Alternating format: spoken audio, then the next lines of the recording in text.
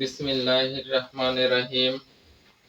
আদম আলাইহিস সালাম হতে হযরত মুহাম্মদ সাল্লাল্লাহু আলাইহি ওয়াসাল্লাম এবং যত পীর ওলি গাউস কুতুব সকলের পায়ে ভক্তি ও সালাম রেখে আজকে আল্লাহ মানুষকে কেন পরীক্ষা করেন,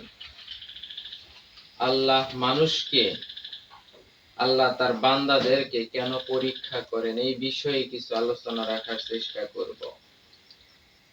বর্তমান জামানায় আমরা সমাজের মধ্যে তাকালে দেখতে পাইতেছি যারা অন্যায় অপরাধ করতেছে তারা খুব আনন্দে সুখে আছে, ঠিক। আর যারাই আল্লাহর পথে পা বাড়িয়েছে এবং আল্লাহর দিকে ধাবিত হইতেছে, বর্তমান সমাজে যারা মানুষের কে সবসময় ভালোবাসে, মানুষকে আপন করে নেয়, এদের উপরে আল্লাহ বিপদ আপদ বেশি দিয়ে থাকে। মানুষকে ভালোবাসে। লালন ফকির বলেছে, মানুষ ভজিলে সোনার মানুষ হবি। ঠিক এই কাজটা যে ব্যক্তিরা করে থাকে তাদের মধ্যে আল্লাহ পাক অসংখ্য বিপদ আপদ সমস্যা আল্লাহ পাক দিয়ে থাকে। এই জিনিসগুলো আমরা সমাজে দেখতে পাই। দেখি আল্লাহ পাকের কোরআন কি বলতেছে। দেখেন কোরআন অনুসারে আল্লাহ পাক কি বলে দিয়েছে। সূরা বাকারার 155 নম্বর আয়াত, আর আমি অবশ্যই তোমাদেরকে পরীক্ষা করব। আল্লাহ পাক কোরআনের মধ্যে বলে দিতেছে, আমি অবশ্যই তোমাদেরকে পরীক্ষা করব। ভয়, ক্ষুধা, জান এবং মাল ও ফল ফলাদি। তাহলে আল্লাহ পাক বলতেছে মানুষকে ভয়ের দ্বারা পরীক্ষা করব। ভয় মানে কি?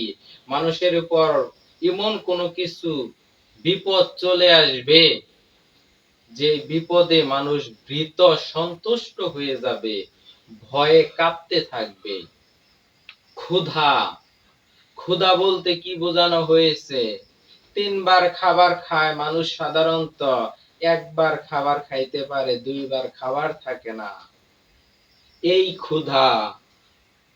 এবং জান এবং মাল উল্লেখ করা হয়েছে, জান এবং মাল, এবং মৃত্যুর সম্মুখীন হতে হবে। জানের উপর এরকম সমস্যা হবে যে মৃত্যুর সম্মুখীন এরকম অবস্থা পরিবেশ সৃষ্টি হবে, এবং মাল এবং ফল ফলাদি ফসলাদি দিয়াও আল্লাহ পাক তাকে পরীক্ষা করবে। কথা ঠিক।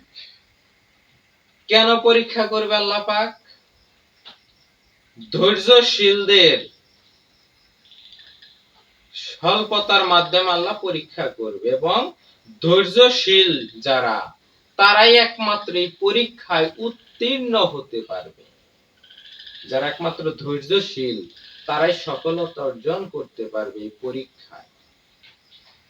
সূরা ইনশিয়া 5 থেকে 6 নম্বর আয়াত, প্রতিটি কষ্টের সঙ্গে অবশ্যই কোনো না কোনো দিক থেকে স্বস্তি রয়েছে, কোনো সন্দেহ নেই।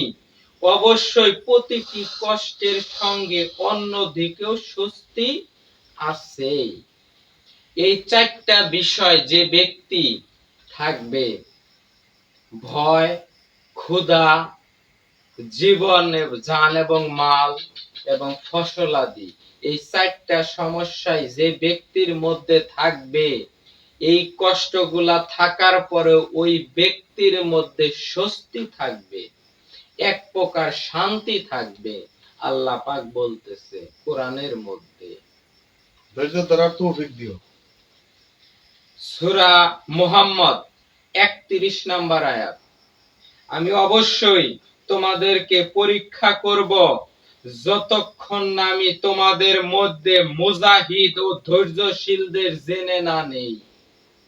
মুজাহিদ এবং ধৈর্যশীল এই দুই শ্রেণীর ব্যক্তিকে আল্লাহ পাক পরীক্ষার মাধ্যমে পাশ করাইয়া তারপরে চিনে নিবে, আল্লাহ পাকের কাছে নিয়ে নিবে। সুবহানাল্লাহ। এই চারটা রাস্তা দিয়া একমাত্র আল্লাহর কাছে পৌঁছাইতে হবে। এই চারটা পরীক্ষা দিয়ে আল্লাহর কাছে পৌঁছাইতে হবে। পরীক্ষা ছাড়া আল্লাহর কাছে কারো যাওয়ার ক্ষমতা নাই। সূরা মুলুক 2 নম্বর আয়াত।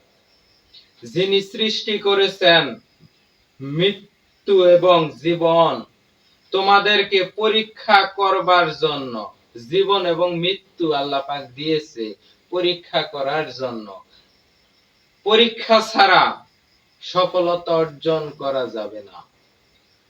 তোমাদের মধ্যে সর্বোত্তম সেই ব্যক্তি যে ব্যক্তি এই পরীক্ষা গুলোর মধ্যে থেকে উত্তীর্ণ অর্জন হতে পারবে, এই পরীক্ষাগুলো পাশ করতে পারবে এক কথায়। তাহলে কোরআন অনুযায়ী আল্লাহ পাক চারটা সূরার সংক্ষেপে যে ব্যাখ্যা আল্লাহ পাক দিয়েছে, আর অসংখ্য আয়াত রয়েছে এই পরীক্ষার বিষয়। যে বান্দাকে আল্লাহ পাক সবথেকে বেশি ভালোবাসেন, যে বান্দাকে আল্লাহ পাক নিজের কাছে টেনে নিতে চান, ওই বান্দাকে আল্লাহ পাক সর্বদাই এই চারটা পরীক্ষা করবেনই। যে ব্যক্তির মধ্যে এই চারটা পরীক্ষা নাই, মনে হবে ওই ব্যক্তি আল্লাহ পাকের প্রিয় না। না, ওই ব্যক্তি আল্লাহ পাকের প্রিয় না। কথা ঠিক। আর এই চারটা পরীক্ষা যার মধ্যেই হবে সেই আল্লাহ পাকের প্রিয়। আর এই চারটা পরীক্ষায় যে ধৈর্য ধারণ করতে পারবে এবং সবর করতে পারবে, এই চারটা বিপদ আসার পরেও সে ঠিকভাবে দাঁড়িয়ে থাকতে পারবে, সেই ব্যক্তি আল্লাহর কাছে প্রিয় হবে। আর যখন আল্লাহ পাক দেখবে যে না, এই বান্দারে আমি যতই পরীক্ষা করি বান্দা আমার দিক থেকে সরার মতো না, তখন আল্লাহ পাক সমস্ত বিপদ মুক্ত করে তার কাছে তুলে নেবেন। আল্লাহ তুমি ধৈর্য ধরার জন্য তৌফিক দিও। আল্লাহ পাক আমাদেরকে এই পরীক্ষায় আমরা যারাই পড়ব তারাই যেন ধৈর্যের মাধ্যমে এবং আল্লাহ পাকের দোয়ার মাধ্যমে, আল্লাহ পাক যেন ধৈর্যের মাধ্যমে এবং দোয়ার মাধ্যমে, এই কষ্টর মাধ্যমে পরিপূর্ণ আল্লাহর বন্ধু রূপে প্রকাশ ঘটাইতে পারে। যখনই আমি পরিপূর্ণ আল্লাহর বন্ধু হতে পারবো, তখনই একমাত্র আমার সমস্ত কষ্টের থেকে আল্লাহ পাক আমাকে মুক্তি দিয়ে দিবে। সুবহানাল্লাহ। আর এই কষ্টের থেকে যখন মুক্তি আল্লাহ পাক দিয়ে দিবে, তখন কোটি কোটি টাকার মালিক বানাবেন আল্লাহ পাক। যেমন আমার দয়াল মুর্শিদ, আমার যে পীর সাহেব হায়দর শাহ বাজান বেলায়েতের অধিকারী, উনি সোনালী ব্যাংকে কর্মচারী ছিল, একজন সোনালী ব্যাংকে কর্মকর্তা কি চাকরি করত উনি।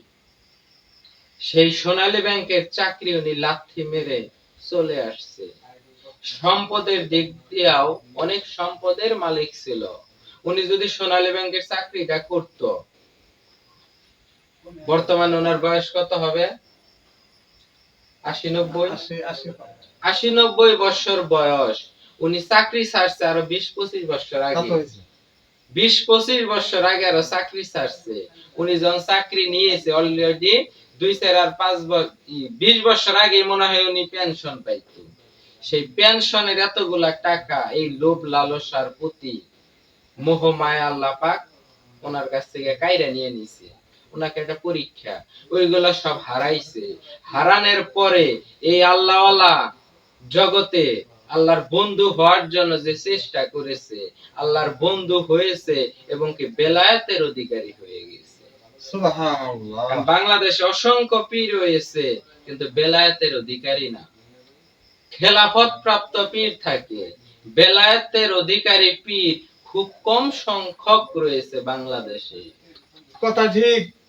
সেহেতু ওই অবস্থায় আল্লাহর পথে যে ব্যক্তি যত বেশি আগাবে, আল্লাহ পাক ওই ব্যক্তিকে তত বেশি বিপদ দিয়া পরীক্ষা করবে। কথা ঠিক। যত বেশি আল্লাহর দিকে আগাবে, আল্লাহর কোরআন একটা ব্যক্তি যত পরিমাণে বেশি পরিমাণে মানবে, আমল করার চেষ্টা করবে কোরআন অনুযায়ী, ওই ব্যক্তিকেই আল্লাহ পাক সব থেকে কঠিন কঠিন পরীক্ষা করবে। কথা ঠিক। সেহেতু আমরা যেন প্রকৃত পক্ষে আল্লাহ পাকের বন্ধু হতে পারি। আমাদের উপর যতই পরীক্ষা আসুক না কেন, সমস্ত পরীক্ষায় যেন আমরা পাশ করতে পারি, এই তৌফিক যেন আল্লাহ পাক আমাদেরকে দেয়। আলহামদুলিল্লাহ। এই বলে আজকের মতো কথা শেষ করছি। সবাই ভালো থাকবেন। আসসালামু আলাইকুম ওয়া রাহমাতুল্লাহি ওয়া বারাকাতুহু।